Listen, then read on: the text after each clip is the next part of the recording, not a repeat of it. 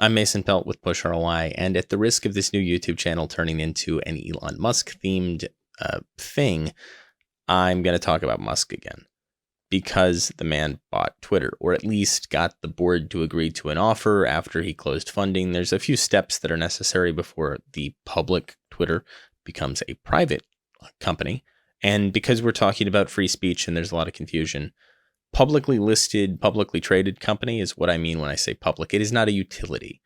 It is a privately owned company which traded on an open market, and it will now be a privately owned company which will be solely owned by an entity controlled by Elon Musk if everything goes through. There's no guarantee of that, but it looks somewhat likely. Everyone has covered this for a couple of reasons. One, it's a big acquisition.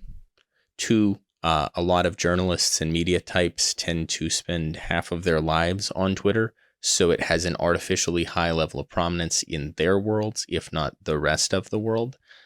And three, Elon Musk, you attach that name to any headline, to any social post of any somewhat established website or distribution source, it's going to get more views than it otherwise would have. Positive, negative, doesn't matter. You just say the name and it's like clicking your heels 3 times. Some people will be summoned to listen to it. I noticed that when something I wrote on my ad agency site suddenly got a lot more traffic than our normal posts do.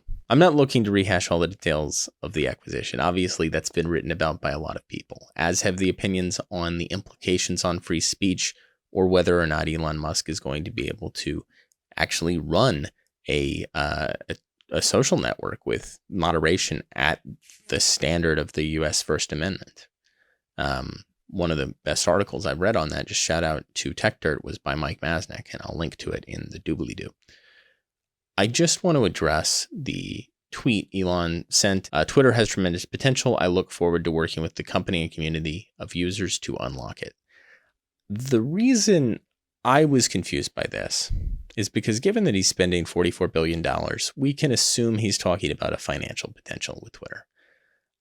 Twitter is an interesting company in that it does have users and it has revenue and it has IP, but none of those things are transferable. Like, you can't be LinkedIn and buy Twitter and have all of those users move over and now use LinkedIn. That's not how that works. The ads platform, which is how Twitter first started monetizing, is excellent. At least it was when I first used it in 2000, somewhere between 13 and 15. I ran quite a bit of Twitter advertising and was able to show sales lift with Twitter ads above what we would have seen with television, radio, and print alone, even with other digital platforms thrown into the mix. Twitter ads were effective at driving sales of offline products. The targeting options on Twitter have always and are, to the best of my knowledge, granted, I've run a lot less in Twitter ads over the last couple of years, only about 80,000 over the last 2 years, than I have in the past. Twitter ads targeting is much worse than Facebook ads targeting. And it's not as need-based as, say, search ads targeting, whether that's Google or Bing or any other search platform. If someone searches emergency dental surgery in Detroit, they are probably looking to buy that service fairly quickly. That's how that works.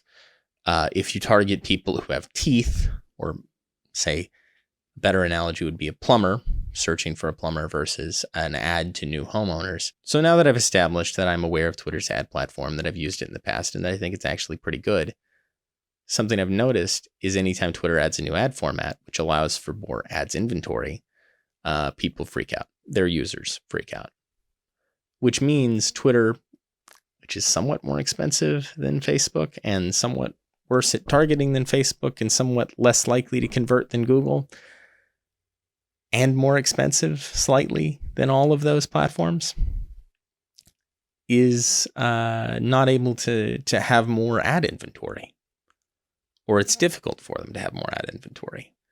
I don't think Twitter could charge more for ads, and I don't think they could show substantially more ads. People would be leaving in more droves than are pretending they're leaving because of the acquisition that hasn't yet happened. And then that leaves Twitter with other products. They already have a subscription service. I pay for it now. I think it's pretty good. I get a lot of news curated in a specific way, and I get ad free on many of those websites. It's nice. That said, I don't know that they're going to sell that to everybody. Is everyone willing to pay like $5 a month to make sure that they are able to access some additional websites and have a slightly better curated feed on Twitter? Of course not.